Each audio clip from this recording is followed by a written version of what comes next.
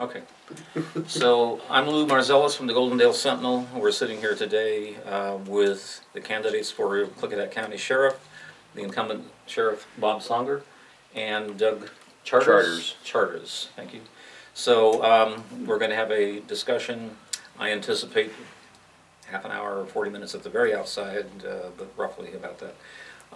And just the ground rules again, the only people who will be able to respond to questions will be the two of you. So not like we have a packed room anyway, but so let's just, well, let me start with this. Did you either of you come prepared with anything that you'd like to say at the outset, or should we just jump into the questions? I mean, just jump right in. Okay. I do have one. All right. It's been a real honor to serve as sheriff of this county and to the citizens of this county. That I want to open with, and I am blessed to have such outstanding employees at the sheriff's office. Okay, thank you.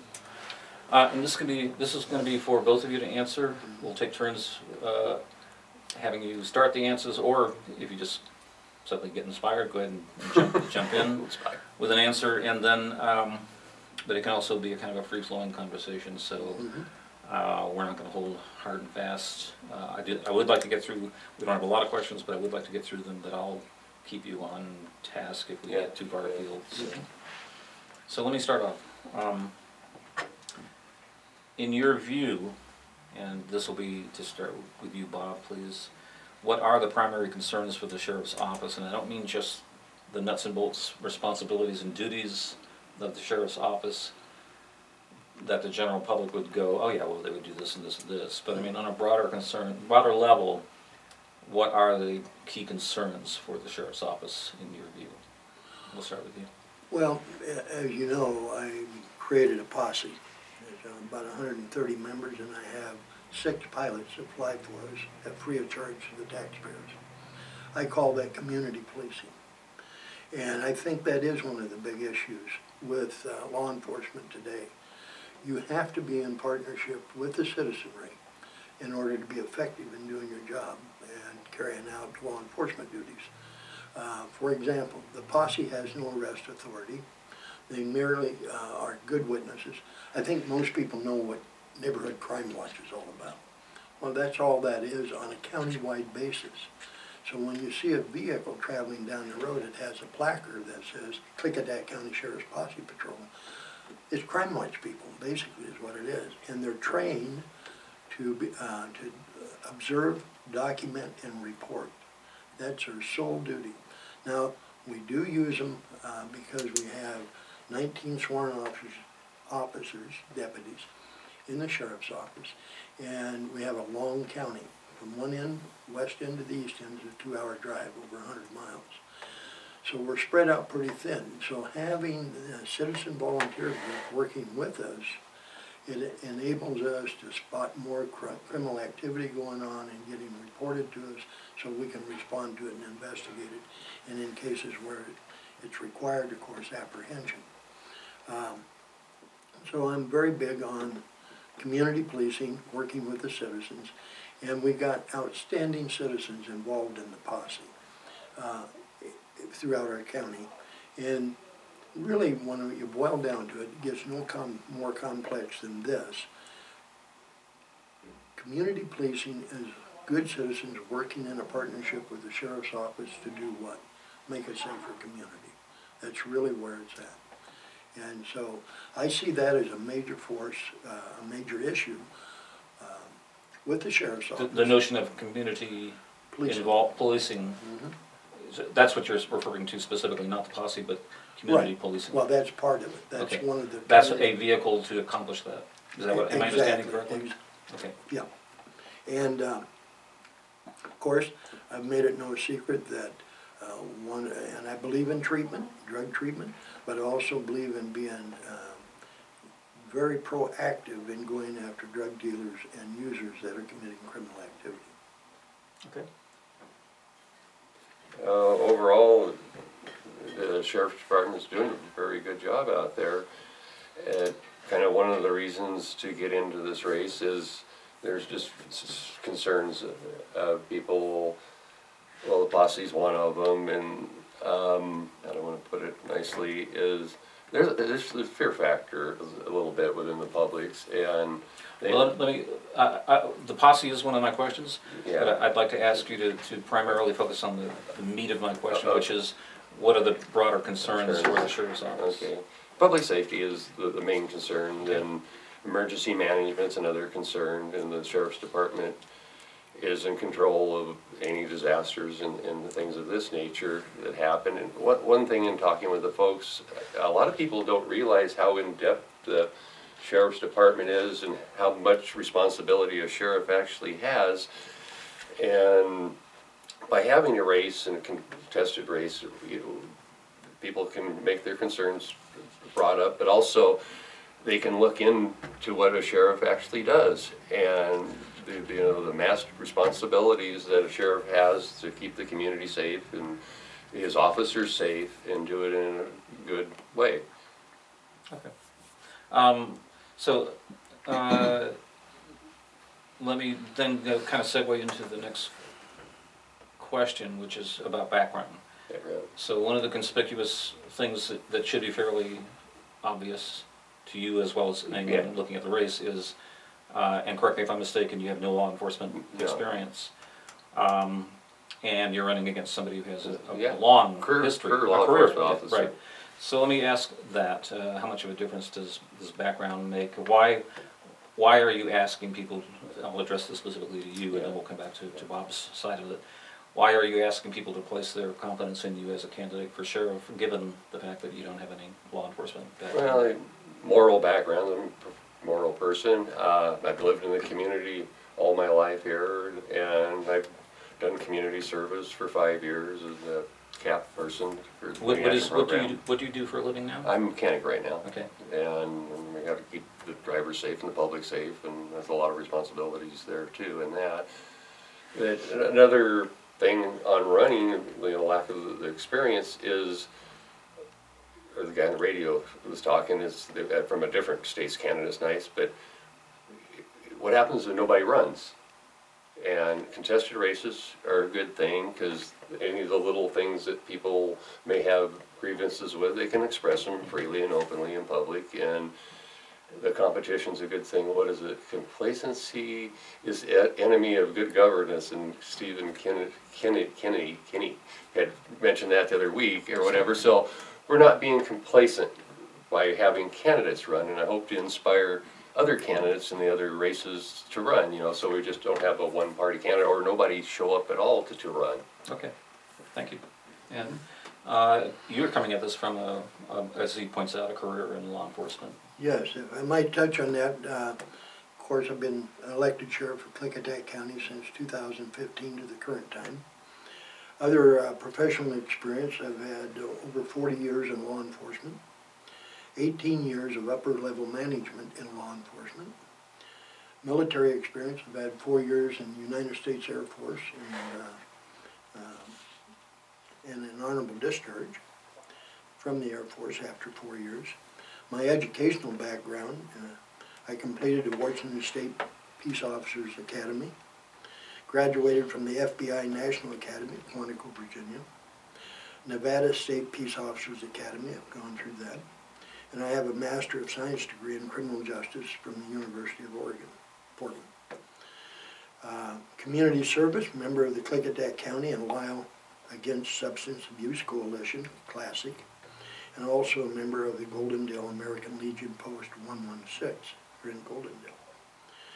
And I've been proudly endorsed, just recently, by the Klickitat County Sheriff's Office employees, which includes all full-time union employees, deputy sheriffs, sergeants, corrections officers, office staff, and DEM 911 dispatchers, communication officers, all members of ASME, Local 1533, DC Union, voted unanimously, I can't even speak this morning, to endorse me as sheriff for re-election. Also got an endorsement from the White Salmon Benjamin Police Department. Their uniform officers, full-time uniform officers have endorsed me. And Goldendale officers also endorsed me. Full-time officers endorsed me as well. And then the law enforcement union asked me an AFL-CIO union endorsed. And they stated, on behalf of the 18,000 local government employees we represent, this letter is written in the form to inform you that the Washington State Council of County and City Employees, AFSCME, and AFL-CIO union has formally endorsed your candidacy for Klickitat County Sheriff. In addition to that, I have the endorsement from Sheriff Dave Brown in Skamania County, former police chief of White Salmon, former sheriff of Klickitat County, Bob Kindler, and former White Salmon police chief, Ned Kindler, and former Benjamin White Salmon police chief, Tracy Wyckoff. In addition to the law enforcement endorsements, I received primary endorsement from Washington State Farm Bureau, and at this time I have right around 400 citizens have endorsed me as well, signed Individually. So I've got a small statement here if I could read that. Go ahead. It has been an honor to serve as your sheriff. If you re-elect me as your sheriff, I will continue making illegal drug trafficking and drug-related crimes a top priority. I established a sheriff's posse community policing program, and I touched on that a little bit ago. And I am extremely proud of that community policing program. Not very many counties, and there's other counties looking into our program thinking about creating their own. Not very many counties can say they have approximately 130 posse members, plus, in addition to that, 6 full-time pilots that fly for us at no cost to the taxpayers, period. In fact, I did a little research, and from January of 2017 to last month, if you took the regular posse members at minimum wage, $11.50 an hour, I believe it is, and the pilots anywhere from $250 to $300 an hour, because you're paying for a pilot, the plane, and fuel, and all that.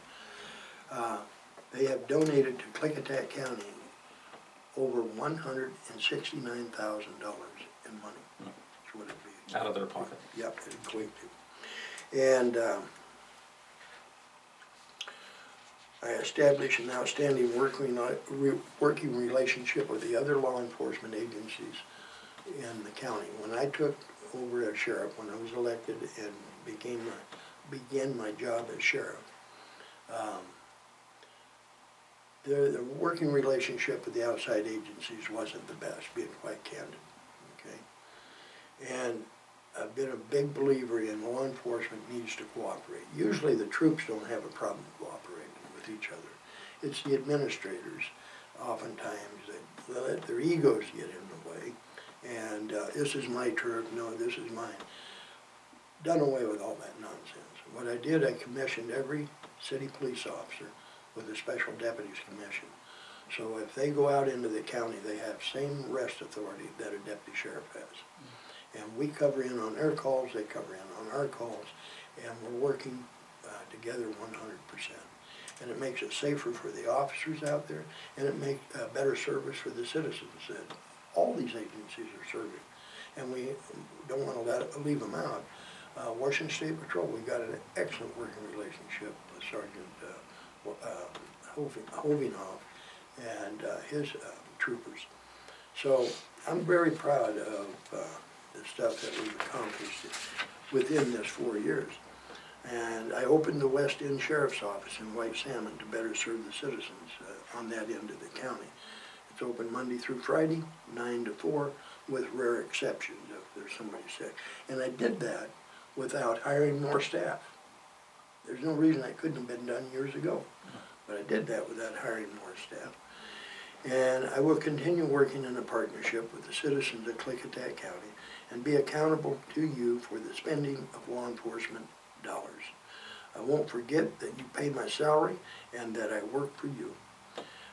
So, yeah, I feel good now it's not just me, when I talk about the accomplishments, and there's many more that I haven't put down here, that we have accomplished in 4 years. It's we. It's the employees and the managers I have, along with citizen volunteers. That's why we've accomplished this thing. It's not one person. And I always said jokingly that I might not be the brightest bulb in the factory, but I surround myself with bright bulbs. All right, well, Doug, let's give you some equal time here. You can't point to a record of incumbency, of course, but let's start to get into the issues that you wanted to address. And did you have a statement? Counter statement. Yeah. You know, overall, the sheriff's department's doing a very good job. There's just a few things that the public have concerns with out there that, you know, come to our attention as we campaign and talk to folks. And the community policing, the volunteers is a great thing, but there's, I don't know how I would exactly put it, just a little hesitancy or concerns of the citizenry over the posse. And my personal concern is that as they qualify and able to carry weapons, that these people don't have vests. They should have body armor if you're carrying it, because they could end up potentially in a situation in harm's way of gunfire, and that's another budgetary item that's a little expensive too. So that's one concern in there. I'll make a note of that and I'll come back to that question.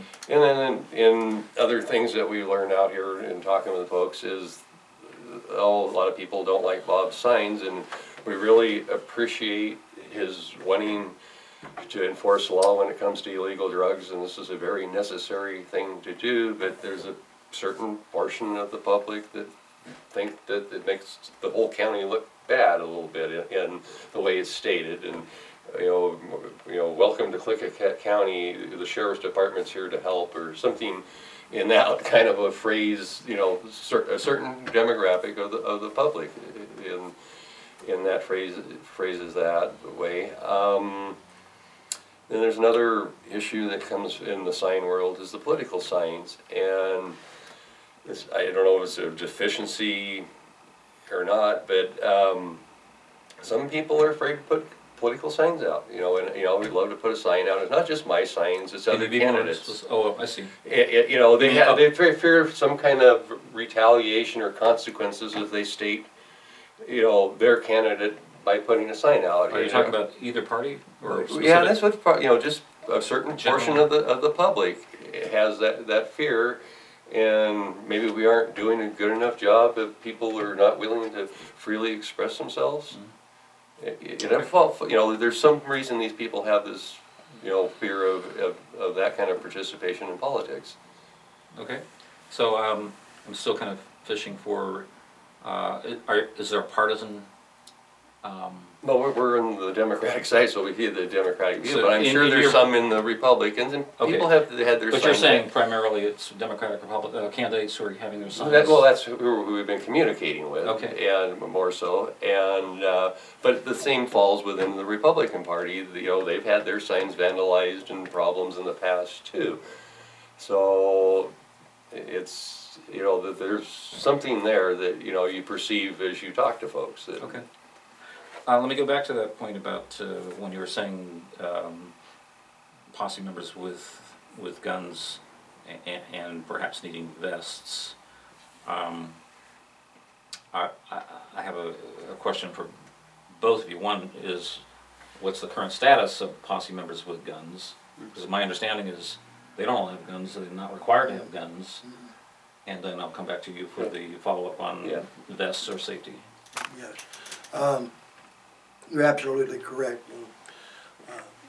The posse members are not required to be armed. That's up to the individual whether they want to be armed.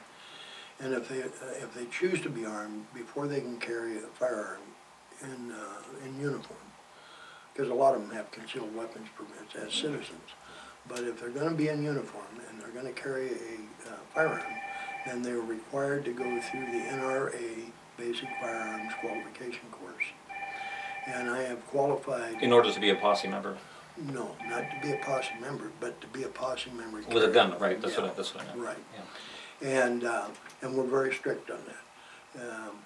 I'm a big Second Amendment guy. That's no secret. I've made that no secret. By the way, October 6th, we have a Second Amendment rally in Centerville at the Grange there at 9 o'clock in the morning.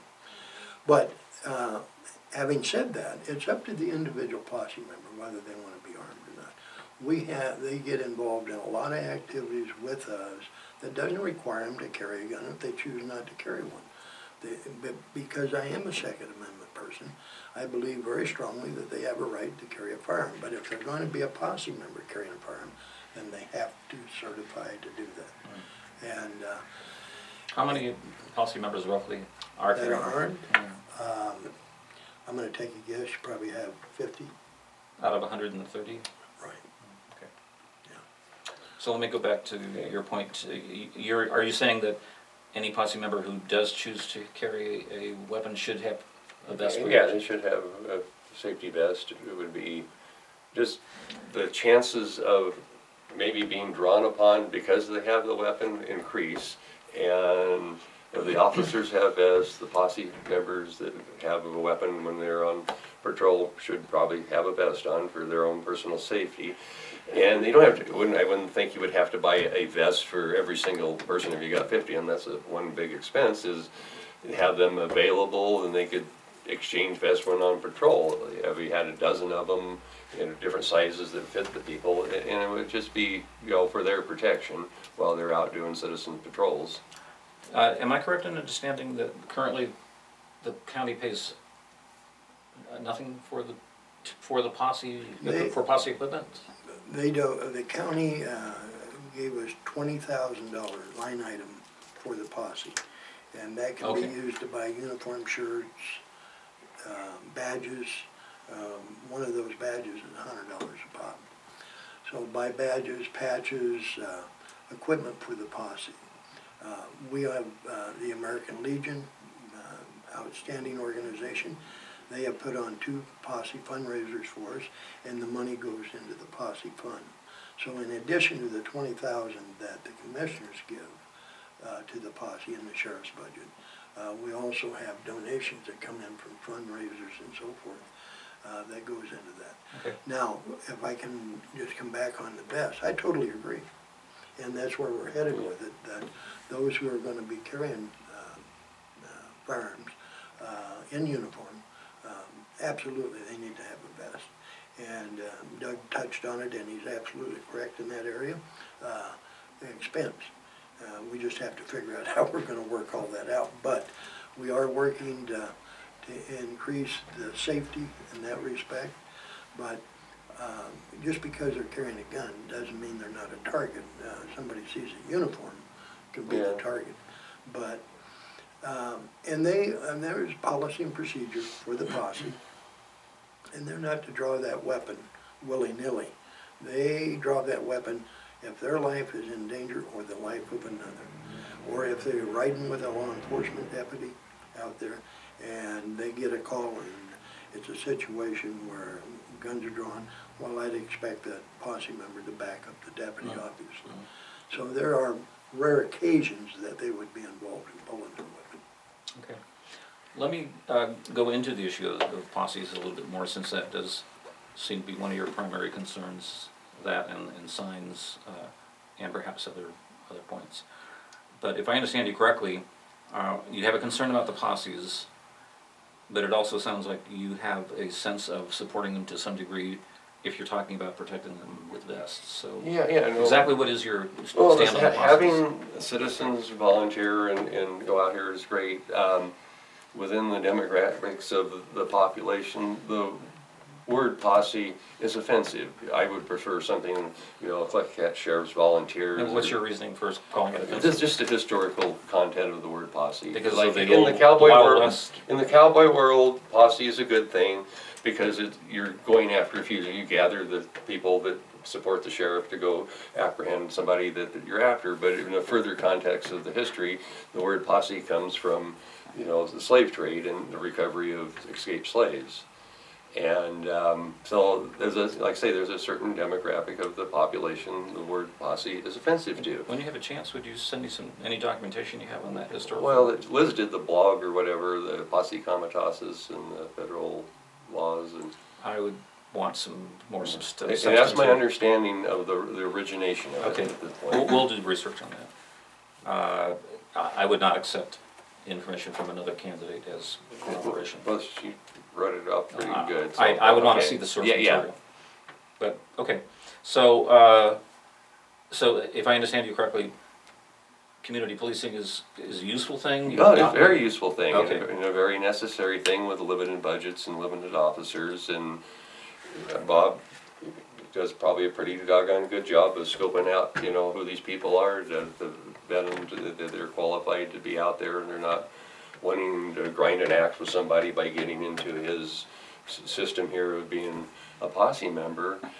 I kinda wondered with the uniforms of, you know, either out on patrol and being mistaken as an actual officer, and if you've got a violent, aggressive person that has no respect for law enforcement, they may be underqualified for what they have to confront too. I mean, there's a million possibilities out there, but safety concerns for the individual posse members is a high priority out here. And a lot of things are, you know, people's views, how they look, how they been raised in different things. So, but overall, the posse concept is good to have this.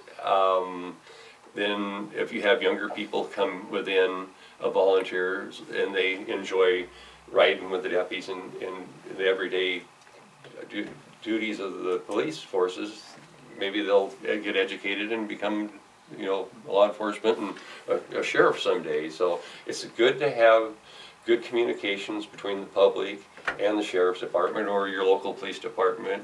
So there's a full trust. So nobody has any problems going to an officer with any issue that they need to address there. Officer or posse? No, well, even the posse, Okay. you know, there should be just full trust with the people in uniform. Okay. All right, so, you support the concept, you have a concern about the wording, just the historical Yeah, implications of the yeah. word, 'cause it sounds a little too Wild West kind of thing. Well, Or you're more no, concerned in the about slave cowboy origins. world, it's a pretty Got good it, thing, but got in it. some more maybe Okay, academic circles, it's not a good thing. we'll research that. But let me ask, before we move on to I-1639, which I definitely want to get to, let me ask you to address the safety concerns about, that Doug just raised about if a posse member were to get into a situation that was clearly beyond the scope of their training and capability. Very good question. The posse is to observe, document, and report. They run into a situation where it's gonna get controversial or maybe assaultive, back off, call 911, and some of them have their radios, and request a deputy to respond. We do not want the posse out there wrestling with some guy on the ground. That is not the role of the posse. But I would like to say two things. One, we do have a ride-along program for young people, or for any citizen. They can come out and ride with it. And that, I reinitiated that when I took office. The other thing is, I have a radio show, but I haven't been doing it because I'm running for office. And so, with Click Radio, every Wednesday morning, and it's an open line. People, citizens can call in if their concerns or whatever they want to talk about.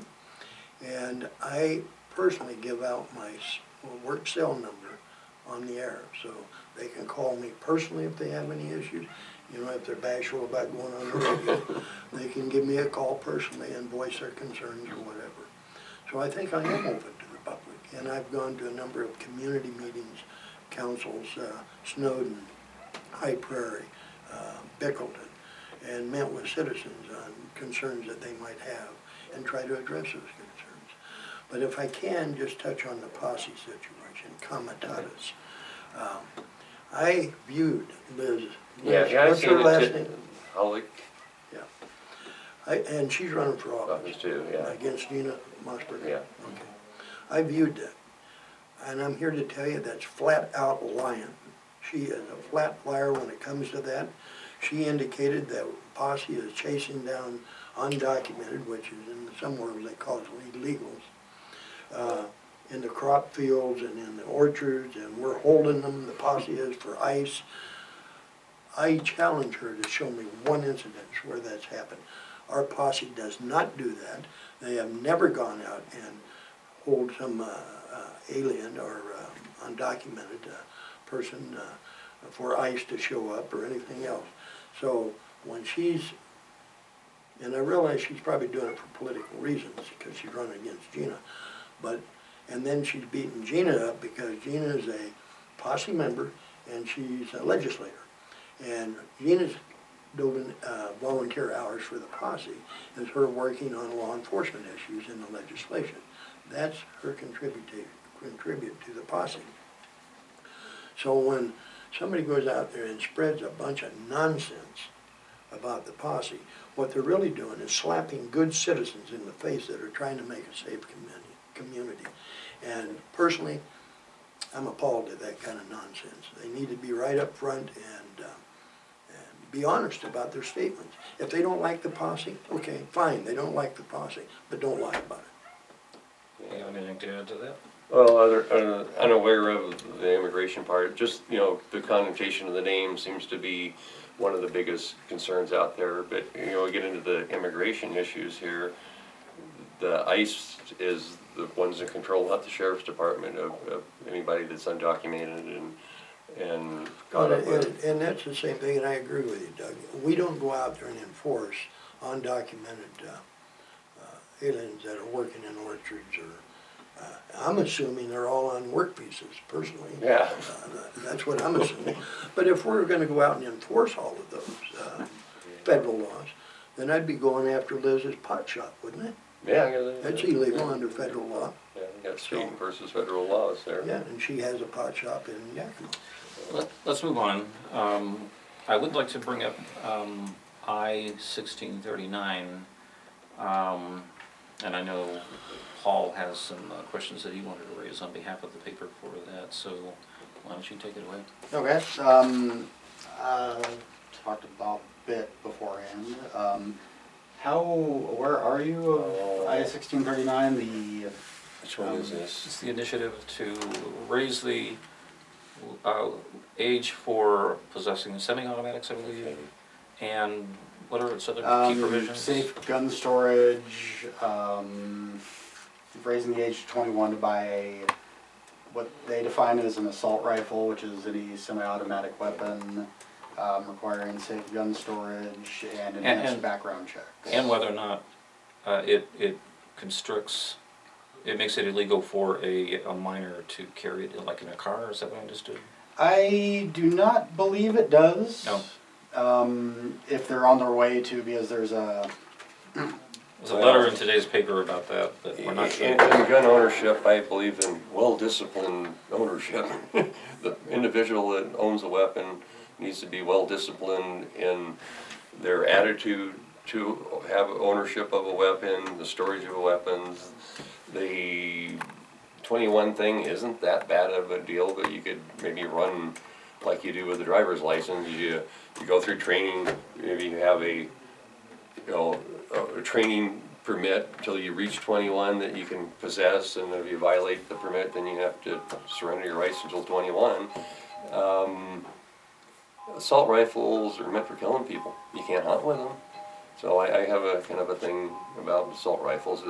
I'd like to see like a gun range where you can rent and shoot, and if the training was right, or the people and these weapons that are stored in these ranges, if the government actually needed help, these things are there to help.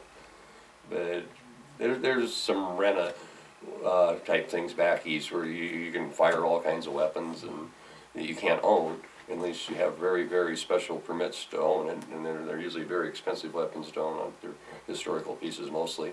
But the assault rifle thing, they're kind of an expensive toy in a way, and they can do a lot of damage, and if an officer comes up against one of them, he could be very easily outgunned by an assault rifle.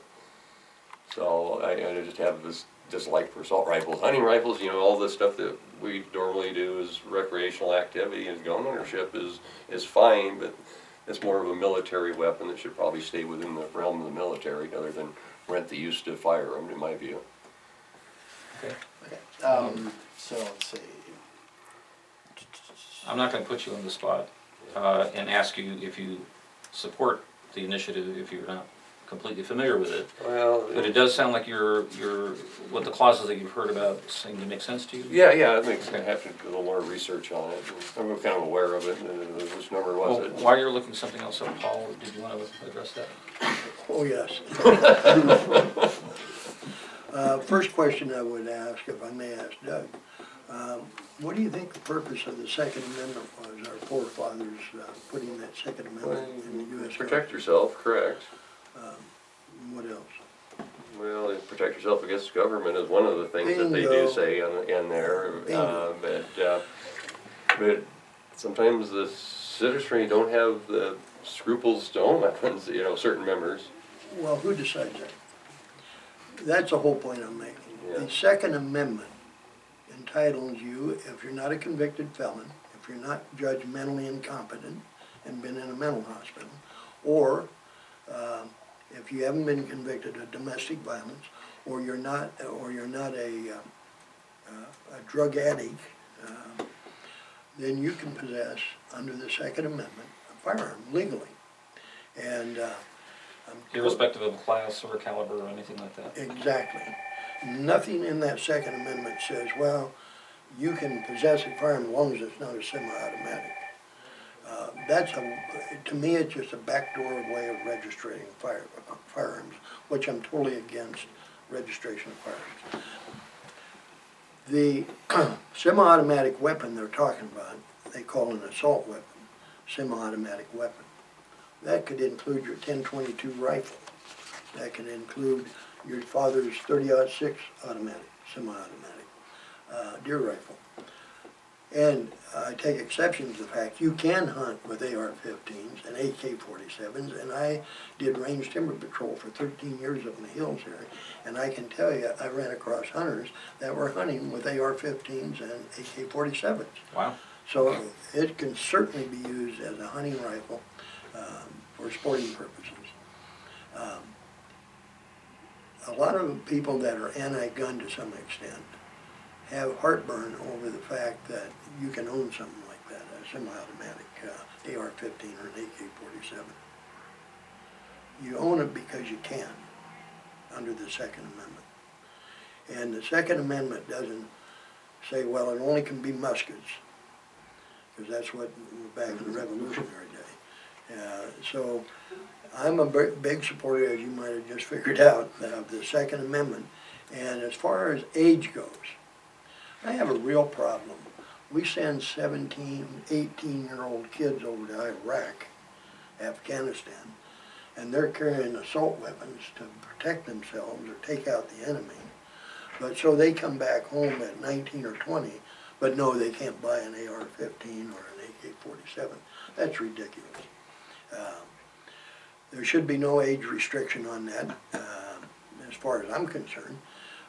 I think some of the laws that they're trying to get passed is simply chipping away at the Second Amendment, and a lot of times is a backdoor registration of firearms. So if I'm the government, I want to come to your house, because I see now you have an assault weapon. What has been, who determines that? That's always a question, but you have an assault weapon, and if you don't give it up, you're going to be a convicted felon, which you bought legally at one point. And so that's a concern. And safety. There's already laws on the books. If I leave my gun laying out and some child gets a hold of it and gets hurt, or some person screwing around with it gets hurt, I can still be charged with negligence. So they don't need any new laws on the books. So if your house is broken into and somebody steals your gun, goes out and commits a crime, they're going to charge you with a crime because apparently you didn't have it secured good enough. That's government living in your house, and that's not right. Another question with the hunting thing. It used to be that .223 caliber, I believe, assault rifle, that they weren't sufficient bullets to hunt with. You're 223. Yes, Yeah. you're absolutely correct. You can't hunt game with it. You can hunt coyotes. Okay, I'm referring to deer and Yeah, bear right. and such. Yeah, it's not. Now Oregon you can, but you can't Yeah, here. okay.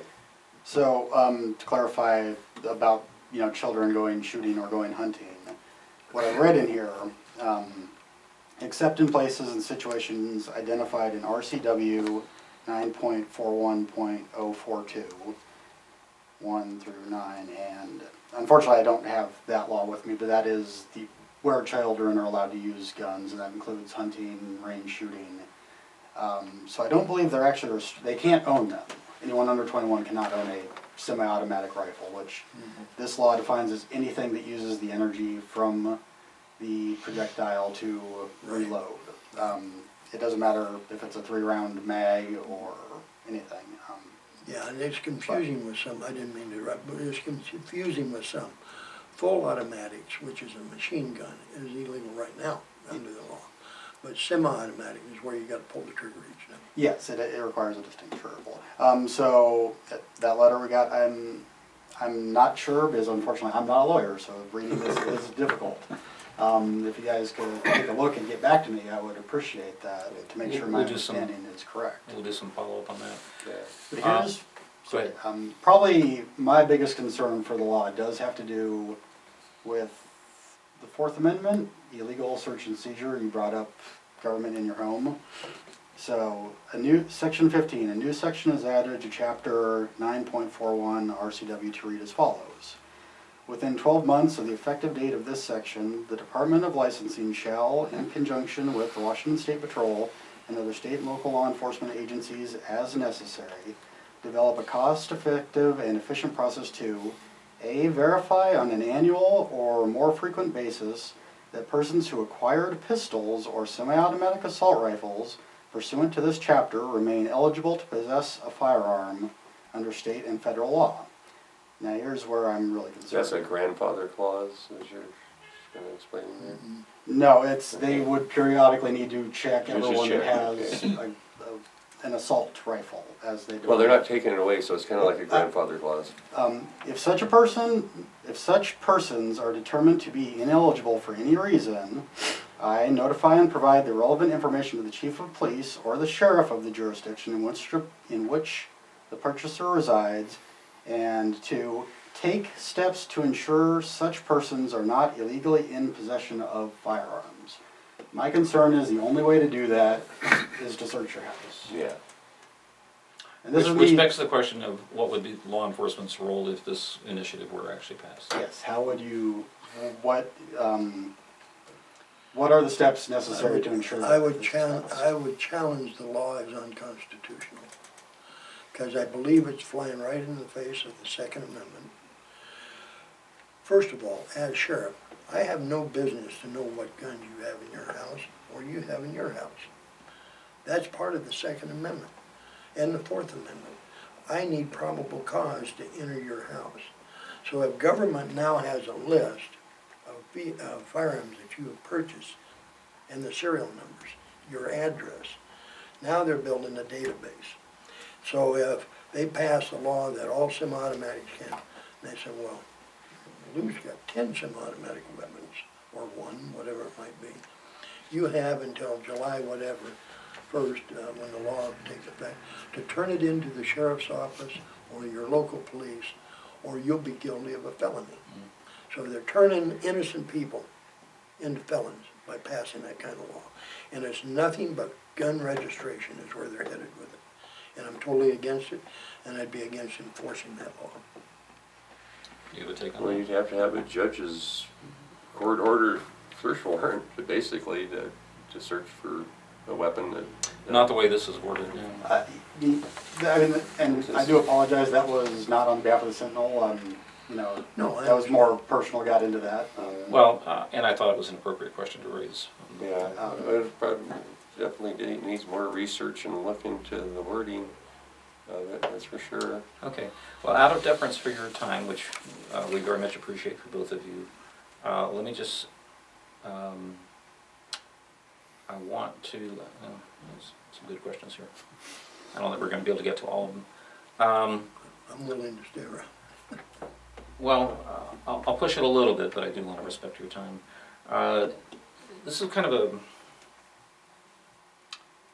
it's kind of an unfair question to you, Doug, in one regard, because you don't have the background in law enforcement, but I'll put it out there for you to consider. And my question is, should the state be able to make unreasonable demands of the sheriff's office. Well, what do you classify as an unreasonable demand? I think that would be one, but also, I'm not afraid to get into some particulars, but sometimes there are issues involved with how prisoners are handled. Well, sometimes you don't, a sheriff department doesn't have the manpower or the resources to do all of this either. That's you can pass a law, but if there's nobody there to enforce it or not enough resources to enforce it, that becomes a difficulty, a local issue too. Okay. Do you have any? It's a good point. Oftentimes we see that a law is passed requiring the sheriff's office or law enforcement in general to do certain things, but they don't fund it. And so Doug touched on briefly there. So there's unfunded mandates, and that creates a problem trying to carry out those mandates. Now, if I feel that the law is unconstitutional based on my experience and so forth, I get a hold of the prosecuting attorney and I get a hold of the legal staff to research that and, if need be, file an appeal on that type of thing. Okay. So, If I was following with you. sure. And I know I didn't give you a lot to work with. It's more of a theoretical Yeah. question. But I actually hear you saying in your respective ways, and correct me if I'm wrong, that you support the capacity of a local sheriff's office to act on its own as it sees fit. Obviously within keeping of constitutional. Yeah, you can keep within the law, then Bob's correct, research out, what is the county's legal aspect or is there some other violation you're, doing by doing that, whatever particular thing you're enforcing. So sometimes laws will overlap each other and contradict each other. And, I don't know, law and religion are similar and, it's an interpretation. And so that's a good answer, is to have the legal staff look it over and, find the red flags involved. Okay. So 2 last questions. One, I want to come back to the issue of the signs, which you raised as a key concern. And then we'll close with the last question will be, is there anything that we haven't brought up that you wanted to be sure that we address? So just so you know, those are the last 2 questions we have. So go on signs. Well, it's just, there's that concern out there, and, the people are concerned of consequences if they display signs, and is that shortfalling with law enforcement or shortfalling within the community as a whole? Is there certain individuals within the community that, are causing problems for people's free speech? And, I will just, as your press, you've got the right to free speech, so it's the person on the street corner or the block down the road or out in the country, whoever sign they want to place on their house, if they're in support of a candidate, should not have any fear of doing so. Okay, so you're talking about the candidate signs. I was referring more to the the other sheriff signs. The other signs. But You're talking about both? Both. Okay, the other signs is a perceived, the message is received that, yes, we want the sheriff department to enforce the law when it comes to illegal drugs, and this is a nasty thing, and it goes clear back to the murder of 50 people a day in Mexico. But it's in the opinions out there, they look bad upon the citizenry of the county as we're a bunch of druggies out here, and they're not. And they say they appreciate Bob enforcing the law. That a different way to put the message out, it would be a good thing. We're here to help you, kind of message. And in the way Bob is doing that, but in the wording, just some people do not like the wording. Because it strikes them as too strong, too... Well, it's just like an overshadowing bad effect that, we're infested Oh, with. it paints the county with a certain brush. Yeah. Okay. In certain people's opinions. Okay. So, and as a candidate, I'm here to voice their opinions. Okay. Good question. The reason I came out with those signs is to send a psychological message to the people involved in drug trafficking and the use of drugs. And I've always said, if any of these folks that are into drugs, got a bad habit and all that, addicted, if they came into my office and asked for help, I'd do everything I could to get them help.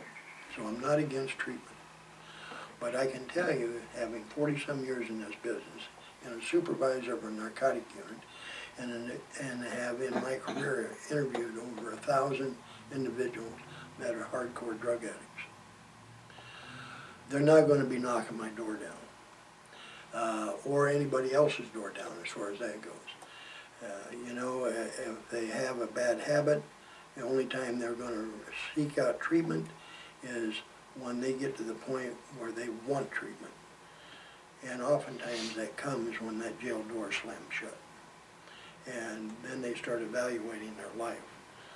And so, yes, I'm hard-nosed on drug enforcement. I feel that illegal drugs in our community is a cancer. We go to homes where it's just unlivable conditions when we do a search warrant.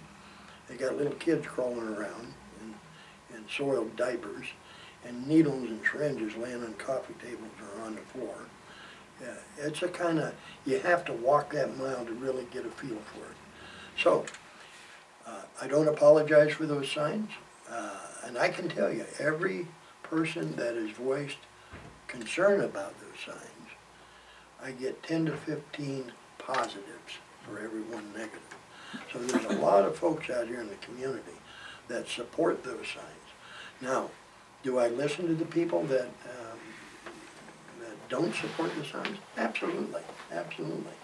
But a lot of those folks, for a variety of reasons, they don't support it, just like you indicated, Doug. They might think it's too rough, it doesn't sound very nice, and so forth. Well, I'm hoping that message gets out to the drug dealers and people in using drugs, that as a whole, as a community as a whole, we are taking action to go after these people that are violating the law with drugs. So you do not agree that it paints the whole county in that light? No, not at all. And no, absolutely not. In fact, the reports I get, and somebody said, well, they don't want to live here. At the Hutch Fest up at the booth, I had 2 people come in that have just recently moved into the Benjamin White Salmon area. They come up and said, when we looked around, we seen those signs. Right on, that's where I want to be, because I know law enforcement's going after these people. That was a comment that was made to me, so. I don't apologize for the signs. I think it's part of getting the message out as law enforcement that we will not fool around. And I might add that the city police departments, White Salmon, Goldendale, WSB, we're all in lockstep when it comes to drug enforcement. And so I guess the bottom line is I don't apologize for those signs. Well, one other thing, drugs as a weapon too, with the illegal drugs is, you know, they'll hear the stories of Mickey's, you know, at the bar or things like that. So these illegal drugs that come in can actually be used as weapons on other people. They can be administered without a person's permission or knowledge and have great medical expenses because they don't know what had happened to them. And I've run into several instances in talking to people that have had things of this nature happen to them. And that's another good reason to, you know, be strong on the drug enforcement of the illegal drugs, because they are not only dangerous to the user, but if they decide to make somebody else a victim for whatever reason, it's dangerous in many other ways. So your concern is just the image that the signs seem to give, in your opinion, to the county overall? Yeah, it's just certain people feel that they're, you know, paid a bad image, but it also there's a truth in there that there is a problem, and sometimes that problem goes far beyond what we even realize. Okay, were you going to raise something? I thought I saw you. Okay. Scratch my arm. Oh. Well, very confusing. So lastly, I wanted to be sure that if there was something that we did not bring up that you wanted to be sure to address, that we give you that chance to do so. Law enforcement and children and the future is, during the parades we gave out little smiley face sheriff's badges to the kids. And when I was a child, law enforcement was real easy to approach and talk to them, and over the course of time, this kind of became a drawback from that approachment. And finding the ways and means, and at the younger ages of children, well, their development is to get that friendly, law enforcement's here to help you. These people are your friends, they're a necessary part of society until we can all live real civilly without causing each other issues. Law enforcement is a very necessary thing to have. And I would like to just see, ways over the course of time to make law enforcement more friendly, so in the future there's less danger to the law enforcement deputies and policemen in the cities, and more apt for the people, the younger people as they grow older, to ask for help when needed without hesitance. And some of this comes from people that aren't documented because of the ICE thing and other, but just over in general, there's that little disconnect that we had a connection at one time as a society, and we've disconnected from law enforcement, where we need to kind of regain that.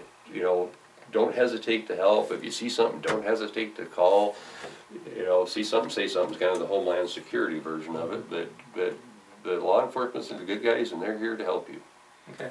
Are you saying that that's an issue you've perceived here in the county? Well, just in general. Okay. In general, and more younger.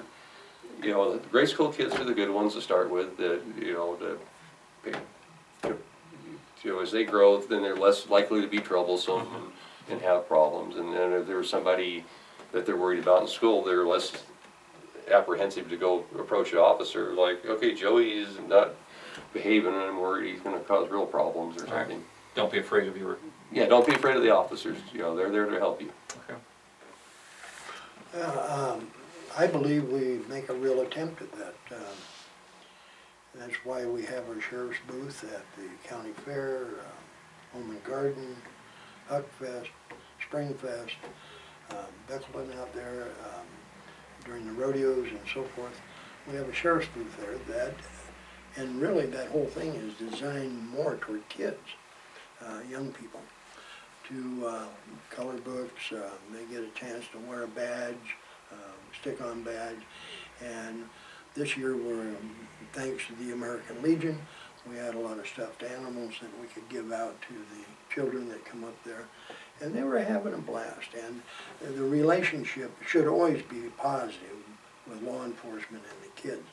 And it might surprise you that we have a posse member that goes into middle school and visits with the kids quite often. So we are making those steps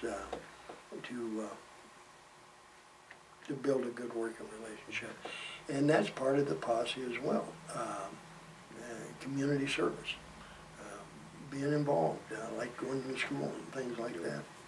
So there's no easy solution in our society in enforcing laws. And as much as we'd like everybody to get along, Doug, it's not the real world. It's tough. Yeah. It's not the real What? world. I mean, we can bring everybody together, but you're always going to have a certain percentage of the population, one, that the law does not apply to them, and that they're going to be lawbreakers. And if it wasn't that way, I'd be out of work and we wouldn't need a county jail. But you're always going to run into somebody, if you were to get the office, you're going to have a certain amount of people that are going to have different viewpoints. Yeah. And just like we have with the signs or whatever. Yeah. And as sheriff, hopefully you're basing your decision on the best interest of the public at large, and you base that on your experience that you've had in the world of law enforcement. And so when I put the signs up, it wasn't, I realized there was going to be some blowback on that somebody was not going to be happy, especially people involved in illegal drugs was not going to be happy about those signs. And that's not saying everybody that doesn't like the signs are into drugs. I'm not saying that. But there are a portion that don't like it because of their involvement in drugs. And has it worked? Probably not to 100% at all. But I will tell you that we have closed down several drug houses, and in one drug house, they even said, Sheriff Songer's signs, watch out on 114 and stuff. So they were making note of that. It got their attention. And will it run all the druggies out of Klickitat County? When I say druggies, that's going to offend somebody. But people that have a drug habit and addiction, or the person dealing who doesn't have a problem because he or she's making money, is it going to run them out of Klickitat County? Not all of them, of course not. And I never figured that when I put the signs up. But it's a message that we're sending as a community, as their sheriff. And that's a nice thing about an election. If they're not happy with the sheriff, then they vote against him. If they're happy with him, they vote him in. And so when I put that up there, I realized there was going to be some blowback because of that from a certain group of people. But overall, I got to tell you, and it's a fact, I've gotten extremely positive. I've had people call me, I want one of those drug signs put up at my place, and or stop by and get a drug sign. And yes, there have been questions, why'd you put your name on those drug signs? Why didn't you just say sheriff? Well, because I put my name on those drug signs, and for a reason. I put my name on those drug signs, so if somebody had a problem with the drug sign, they didn't call up Deputy so-and-so, they called the sheriff, Bob Zonger, because his name's on there. And can I legally do that? Yes, as sheriff, I can do that. I can put my name on that stuff. It's crime prevention stuff. And did the taxpayers pay for those signs? Absolutely. It came out of the sheriff's budget. I've never denied that. But some folks thought because my name was on those signs, that it was a long-range campaign conspiracy of some sort. And I can tell you that's totally not true. Absolutely not true. But I suppose that's whether they believe me or not.